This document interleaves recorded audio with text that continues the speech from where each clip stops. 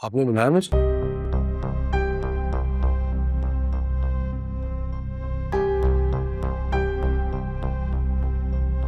अब पूछो इससे, ऐसा क्यों किया इसने?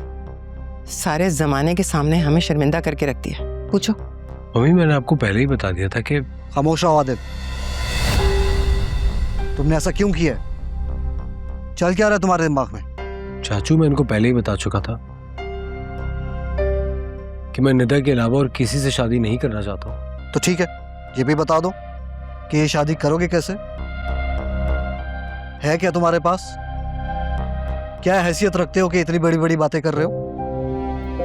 मैं आज अगर तुम्हें इस घर से निकाल दूं, तुम्हारी जेब में इतना पैसा नहीं है कि तुम्हें कोई ढंग का कमरा ले सको। ये ठीक कह रहा है। आप भी इन्हीं का साथ दे रहे हैं। हाँ दे रहा हूं, क्योंकि तुम्हारी माँ बिल्कुल ठीक बात कर रही है। और अगर तुम अपनी आंखों से ये मोहब्बत की पट्टी हटाकर देखो तो तुम्हें नजर आए कि यही तुम्हारे लिए बेस्ट डिसीजन है। तुम भी शबी वाली हरकत कर रहे हो। तुम भी चाहते हो कि तुम्हारी जिंदगी शबी की तरह बर्बाद हो जाए। अपनी जिंदगी, अपनी खुशियां क्यों दांव पर लगा रहे हो? शबी से गलत फैसला हो गया था, खावर उसके काबिल नहीं निकला। लेकिन निदा ऐसी नहीं है। निदा आप सबको तो फिर फैसला कर लो।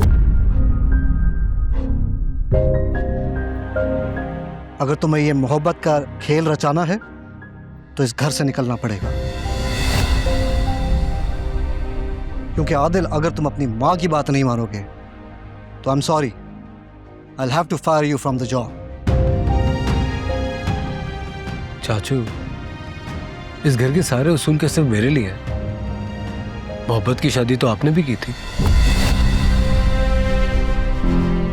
और शादी से तो आपने जावियार को भी नहीं रोका।